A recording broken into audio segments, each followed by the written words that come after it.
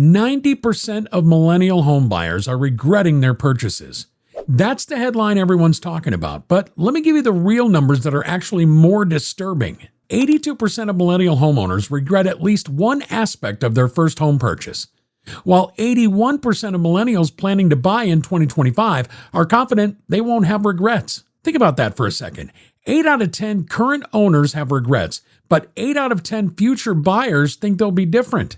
That's not optimism. That's a blind spot that's about to cost a generation of buyers everything. In the next few minutes, we're going to reveal the one psychological trigger that's causing intelligent people to make $250,000 mistakes, and it's connected to your phone in a way that's going to shock you.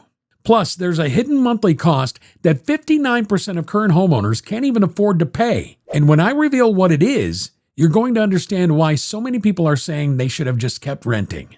And before we're done, we're going to give you the one question, takes 30 seconds to ask, that could have saved 72% of pandemic buyers from the biggest financial regret of their lives. Look, if you're even thinking about buying in 2026, the next 10 minutes could literally save you from becoming part of these regret statistics. Because here's what nobody's telling you about why this is happening. Before I dive into the numbers, let me resolve that critical question I mentioned that could have saved 72% of pandemic buyers.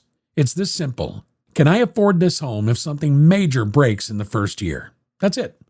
30 seconds to ask, but it would have changed everything for most of these buyers. Because here's what they discovered after it was too late. Let me walk you through what the latest research is telling us, and trust me, these numbers should make anyone considering a purchase stop and think. The updated Bankrate 2025 survey reveals that 45% of all current homeowners have regrets, but when you isolate recent buyers within the last 2 years, that number jumps to 44% experiencing serious remorse. And for first-time homebuyers specifically, we're seeing 31% experiencing immediate regret, with a staggering 9% believing they shouldn't have bought at all. Now, you might be wondering what exactly these millennials are regretting. And this is where it gets really interesting. The data shows us 4 distinct patterns of regret, and understanding these could save you from making the same mistakes. First, we've got location and lifestyle regrets, which account for 34% of all regrets. These are the people who outgrew their home too quickly, and we're talking about 19% of regretful buyers here. Then you've got another 17% who compromised on location to fit their budget and are now living with that decision every single day. And here's something that really hits hard. 17% are dealing with bad neighbors or watching their neighborhood deteriorate around them. Then there's the feature and design regrets, making up 18% of the total. These buyers are missing desired features in their homes, and they're realizing that the compromises they made during the buying frenzy aren't things they can just live with long term. The third category is what we call financial knowledge gaps, and this represents 30% of all regrets.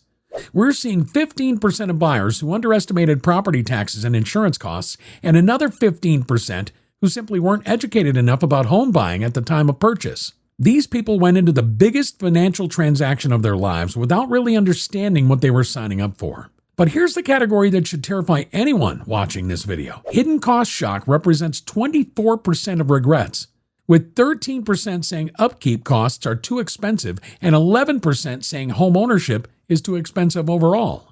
And here's the critical finding that changes everything. More than 40% of homeowners with regret cited maintenance and other hidden costs as more expensive than expected. This isn't about overpaying for the house or getting a bad interest rate.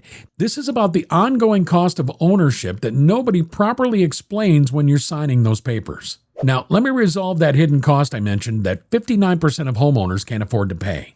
We're talking about a $5,000 emergency repair.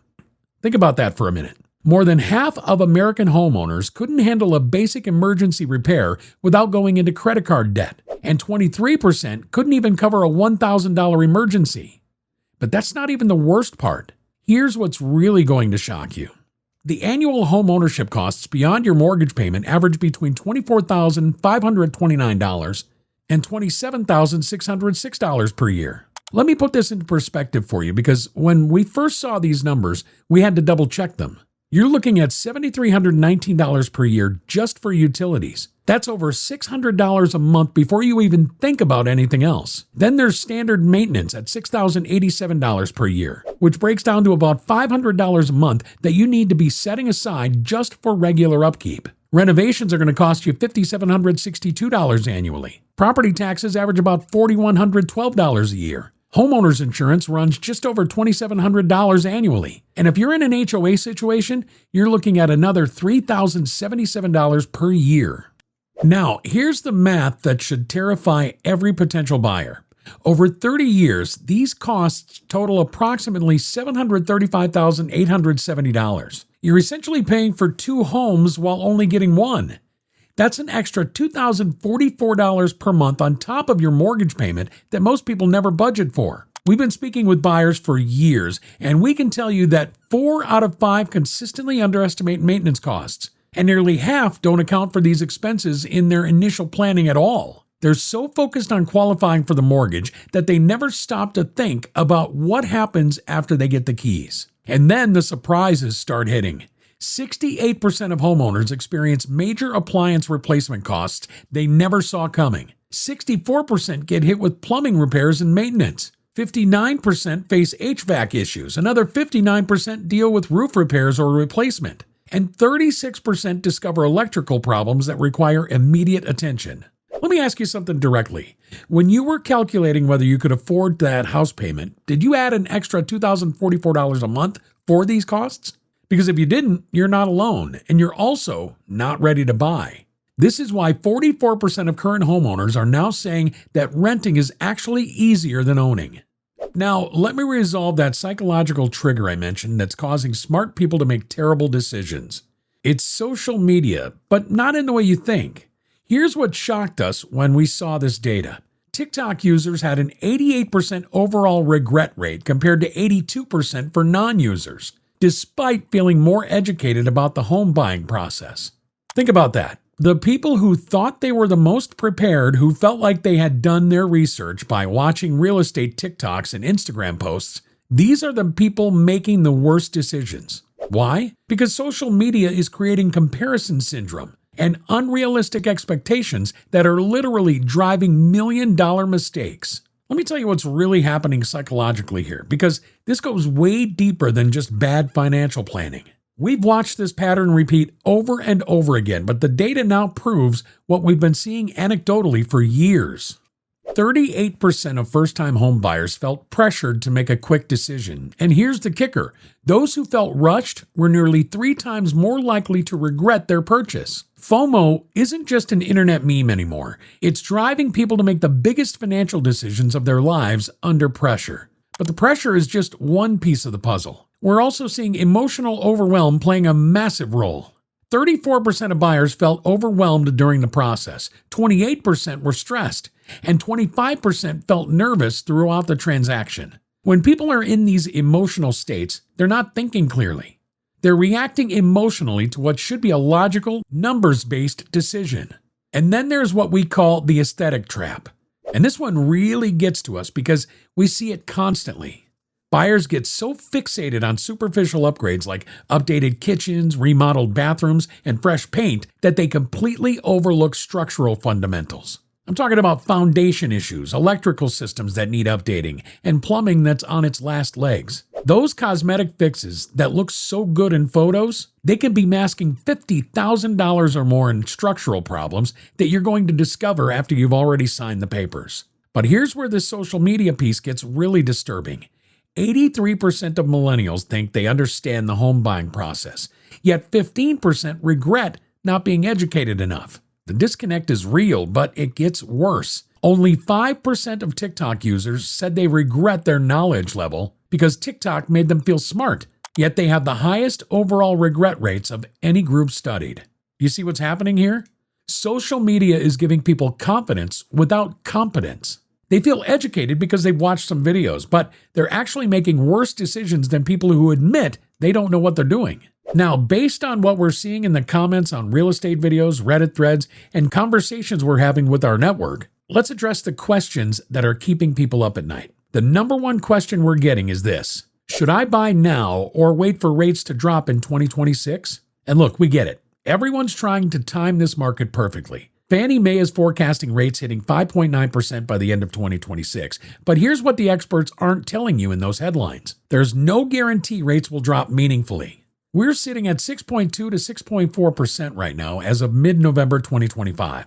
And the Mortgage Bankers Association is predicting rates could stay at 6.4% through all of 2026. The second question that's coming up constantly is whether buying a home is really a good investment or if people should just keep renting. 65% of Americans still view home ownership as a better long-term investment than renting, and that belief runs deep in our culture. But here's the reality that most people don't want to face. In most major U.S. markets right now, renting is actually more advantageous than buying. The numbers don't lie. Buyers need $50,000 more in annual income than renters to afford housing. We're talking about $116,600 versus $64,200. That's not a small gap. Then there's the practical question. What should I look for that I'm missing? And this is where we see people making the same mistakes over and over again. Stop focusing on cosmetics. We don't care how pretty that kitchen looks or how recently they painted the walls. You need to inspect the subsystems, electrical, plumbing, HVAC, foundation. Visit the neighborhood at different times of day, not just during that perfect Sunday afternoon showing. Speak with the neighbors before you buy, not after. Get a thorough home inspection, preferably an engineer's report. And here's something that will shock you. 17% of first-time buyers skip this entirely. And when you do get that inspection, walk through at the final inspection and test everything yourself. The question that really hits home is this: how much am I really going to spend annually? And we've already covered the $24,500 number. But let me put it in context. 4 out of 5 buyers underestimate maintenance costs, and nearly half don't account for these expenses in their initial planning at all. They're making decisions based on incomplete information, and that's a recipe for regret. Please take 2 seconds to help me out and hit the like and subscribe if you find this video interesting so far. Each like, subscribe, and share helps support this channel and keeps us motivated to keep making you great content. Thank you. Now, onward. Now look, we wouldn't be doing our job as people who've been in this industry for years if we didn't present the other side of this argument. Because there are experts out there who still believe you should buy, and their reasoning isn't completely without merit. The first argument we hear constantly is that homeownership builds long-term wealth that millennials simply can't afford to ignore. And there's some truth to this. Millennials who approach real estate with a strategic investment mindset, not just an emotional, I need a place to live mindset, are using property as a core wealth building tool. The data shows that 65% of Americans still believe homeownership outperforms renting long-term. The second argument is that the rent versus buy math isn't as clear-cut as critics like us make it seem. Rents are finally stabilizing after years of increases, which is true. And if you can find the right property, buying does lock in a monthly payment, and you can always refinance later if rates drop. Plus, you're building equity instead of making your landlord wealthy, which is a psychological benefit that shouldn't be dismissed entirely. The third argument that keeps coming up is that the housing shortage means prices aren't going to crash, they're only going to rise. And again, there's some validity here. Low inventory combined with demographic demand can create sustained price pressure, even if rates drop somewhat. But here's what these arguments miss. And this is where our experience in speaking with actual buyers comes in. These arguments assume you can handle the financial reality of ownership, not just the mortgage payment. They assume you won't be one of the 59% who can't handle a $5,000 emergency repair. They assume you won't fall into the emotional traps that lead to regret. So let's talk about what 2026 actually holds, because this is where we think a lot of people are getting unrealistic expectations. We've been tracking the forecast from multiple sources, and here's what the data is really telling us. For mortgage rates, Fannie Mae is predicting we'll see 5.9% by the end of 2026. The Mortgage Bankers Association is less optimistic, saying we could see rates stay at 6.4% through all of 2026. Right now, we're sitting at 6.2 to 6.4%, so we're talking about modest relief at best. Don't count on dramatic drops because they're probably not coming. For home sales, the projections are showing a 9.2% increase in overall home sales by the end of 2026. That sounds good until you realize we're coming off historically low sales numbers. So a 9.2% increase is really just getting back to more normal levels. And inventory will continue modest growth in the 5 to 10% range, which means we're still going to be in a supply-constrained market. Here's what all this means for anyone thinking about waiting. 2026 will be moderately better for buyers than 2025. Affordability will improve only marginally. And here's the math that really matters. If rates fall to 5.9%, but prices spike 4 to 5% as expected, you may not save money by waiting. Your monthly mortgage payment could end up identical or even higher than what you'd pay today.